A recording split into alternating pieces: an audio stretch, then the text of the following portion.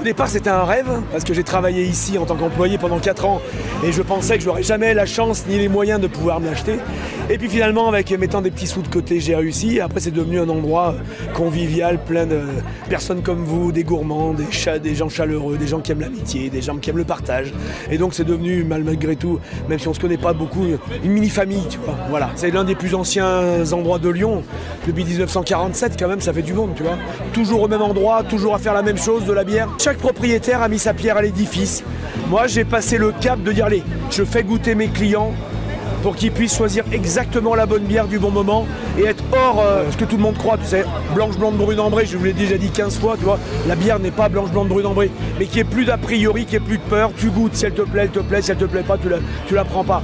Voilà, ça fait 21 ans que je suis là et que j'ai envie de passer à autre chose, parce que 21 ans c'est bien et j'ai peur qu'un jour de me lasser, de prendre moins de plaisir et puis c'est bien d'avoir plusieurs challenges dans la vie. Donc là, je pars pour un autre challenge où continuer à recevoir des gens, de les accueillir à la maison, de leur faire à manger, mais ça sera sous forme d'une maison d'hôte avec un petit restaurant dans le Haut-Var, dans un petit village qui s'appelle Ops. Un petit village médiéval où il y a de la truffe en hiver et on peut faire des randonnées en été, voilà. Ça a été super chouette vraiment de faire des tournages dans ce lieu. On a vraiment des très bons souvenirs, une ambiance, il y a vraiment une atmosphère qui transpire de tout, des meubles, du décor, de l'ambiance. C'est vraiment un univers, quoi. Ce lieu est fait pour ceux qui aiment l'ancien, la convivialité, le bon, le partage, tu vois, qui n'ont pas... Voilà, ce lieu, il est chaleureux, il est comme vous, il est comme moi, on est tous pareils, quoi, voilà. Un bon courage, une super continuation pour la suite. Merci. Et merci pour ce super établissement parce qu'on a vraiment passé de très bons moments, c'est vraiment super, quoi. C'est gentil, merci beaucoup. Mais j'y ai pris du plaisir aussi, hein, c'est un peu égoïste.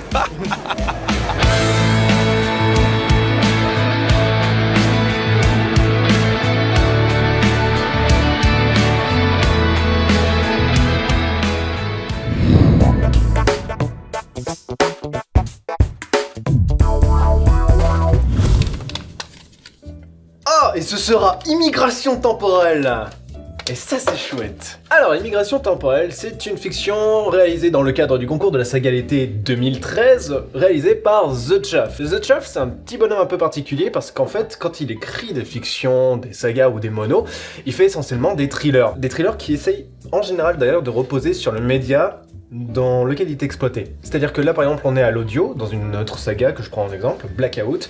La saga est basée sur des blackouts. Vous avez des moments de la saga qui vous sont zappés. Et c'est ça qui en fait la force. Comme tout ce que fait The Chuff, on va passer à la partie technique, c'est excellent, le jeu d'acteur est super, c'est incroyable, tout est bon, mais surtout la particularité, c'est que c'est une fiction qui parle de voyage dans le temps. Migration temporelle, voyage dans le temps, je veux dire c'était spotted à la première seconde. Là où c'est fort, c'est que souvent, dans les histoires qu'on voit, les voyages dans le temps sont utilisés comme des excuses pour faire un ressort un peu scénaristique et se sortir de situations délicates. Hashtag par exemple tous les comics Marvel hein, qu'on peut lire, ou les comics DC aussi ça marche. Il y a beaucoup d'utilisations des voyages dans le temps qui sont faites pour arranger une situation.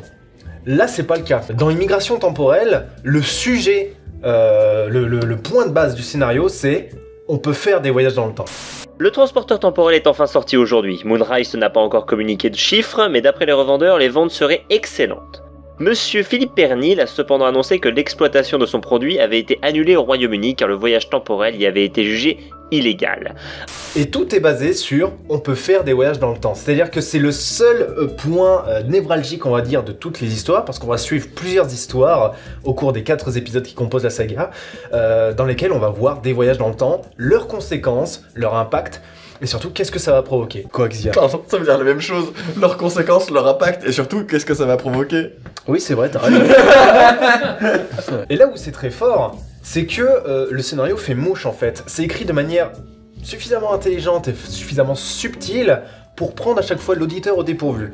On a un premier épisode qui nous explique qu'il y a une société qui a réussi à mettre au point un bracelet pour voyager dans le temps. Et tout de suite, dès le début du premier épisode, et ça c'est très intelligent, le créateur explique les règles. Comment ça fonctionne, le voyage temporel, comment fonctionne la machine, et quelles sont les conséquences, comment ça agit sur la ligne temporelle. Parce qu'il y a quand même un gros débat sur les voyages dans le temps, c'est si je remonte, Est-ce que je remonte dans la même ligne temporelle ou est-ce que je change de ligne temporelle? Et ça c'est une question, vous allez voir à droite c'est un avis, vous allez voir à gauche c'est un autre avis.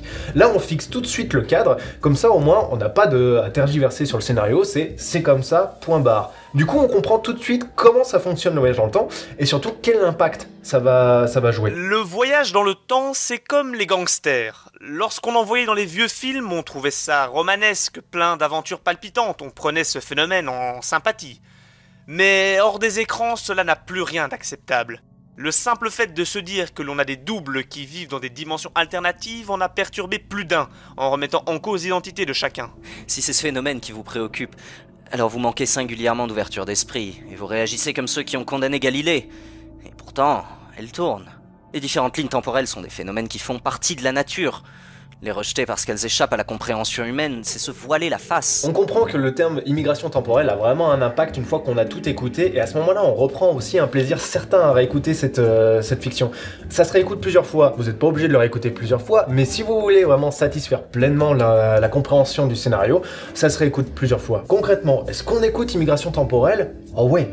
Oh ouais, ça vous prend 1 heure, c'est pas long 1 heure, ça vous l'écoutez plusieurs fois, ça vous prend 2-3 heures, c'est pas long 2-3 heures, on s'en fout.